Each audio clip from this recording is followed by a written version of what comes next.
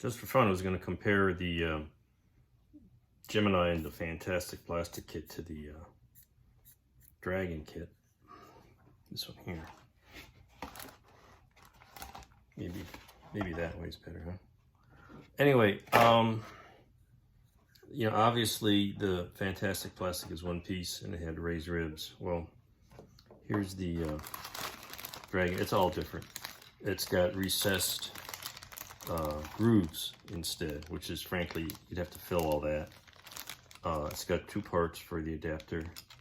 The molding on the capsule, it's got open doors. I think it's even got a cockpit like the Revell kit. And the detail on the shingles is very different. Frankly, on the Dragon kit, it's too coarse of a detail. And on the Fantastic Plastic, it's actually more accurate. It's got the hinge covers, whereas the Dragon kit just seems to have copied whatever Revell did, not even very accurately. Of course, it's got thrusters, and this one doesn't because it doesn't need them. But they're very different, so just want to confirm that. Well, here's the result after gluing those halves together. I just got the tape holding this adapter on to maintain a circle at the top here. And I can probably take that off, but it's not bad. It's a pretty decent fit. There's still some non-circular issues, but I think when we're all done, it's not going to be a big deal. I'm going to leave that as a joint there.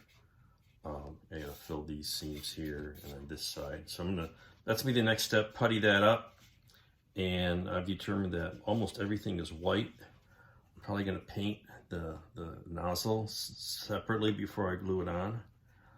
Same way with the capsule, because this will be Gemini black. And it'll be an easy solution just to glue that on after painting. So it's coming along. It's pretty, you know, there's not a lot to it. And pretty different model, that's for sure. So that's what happens there. It's not too bad once you tweak it a little bit. So I got the first round of putty sanded down, and there's still a little bit of hollow in here because the putty tends to shrink. Probably gonna try some Mr. Color 500, or I got some old thick stuff. Try to glop that in there. I did some dry fits with the engine section. There's a little ring of nozzles that fits on here, and that'll go on there. So I'm gonna glue these two pieces together and then paint them separately, some metallic shade of some sort. So do a little test fit there.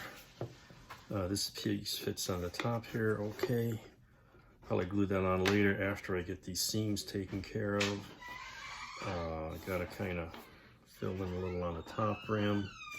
And then I noticed, check the landing gear. I want to make sure the cleanup is done first. There's some, you know, I don't know, residue here inside where these legs are supposed to go. So I'm gonna have to drill those out and get enough opening for the legs to sit in securely.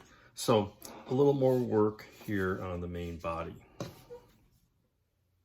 I finished another round of sanding down the putty. Actually, it was Mr. Surfacer. Comes out, I got an old bottle, it's really thick.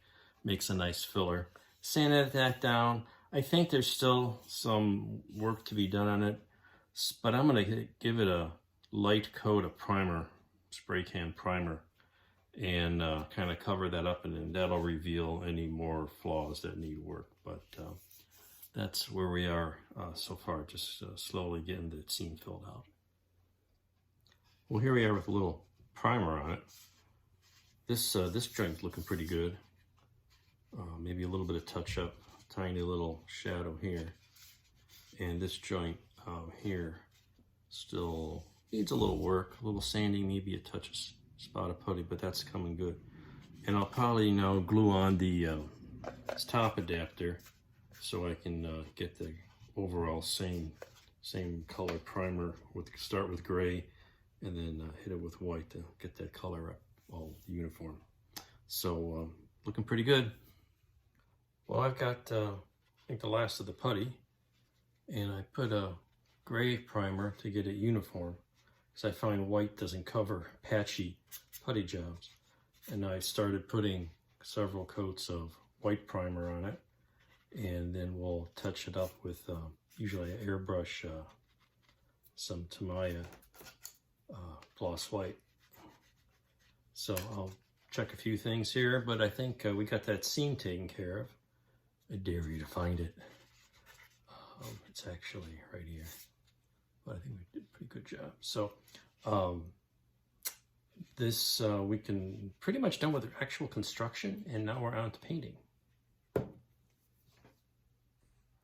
got another coat of white primer on here, and I think it looks pretty good. It's got enough primer, and I can start hitting it with the airbrush and some Tamiya gloss. So that's the next step for here, and I got to do a similar process on this guy. I need to kind of work the fit a little bit and make sure that it's nice and snug on here. It's kind of showing that it's not perfectly round, but there's a place it'll fit on there nicely. And the Gemini, I got the ridges taken care of to my satisfaction, and a lot of white primer. So I'll hit that with some gloss white, and I can paint this. This will be all painted separately, and it'll just pop on the top later. So time to get the airbrush booth set up and do some serious painting. Time for some more airbrushing.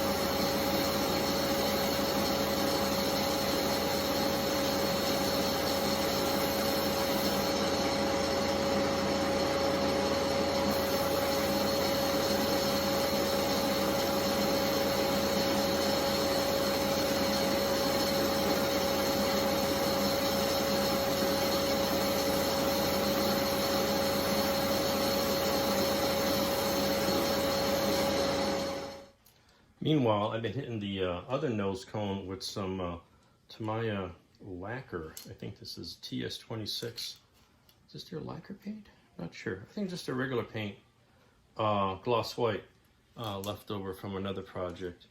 And use that outside. Use this bottle here to hold it up. And just spray can it on. And that came out pretty nice.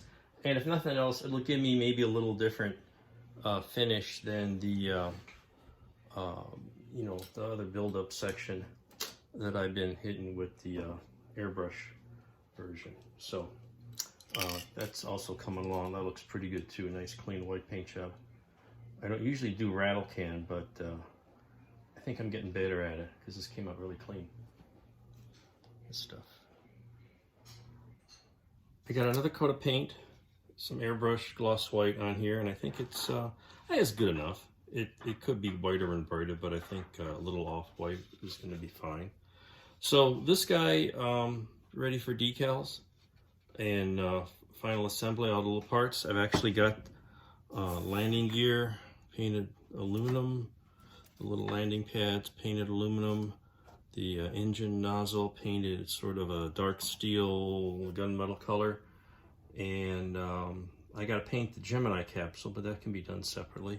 So it's pretty much all the painting's done, and I think we're going to be ready for final assembly and decals. So that's coming up on the next episode, so stay tuned for that.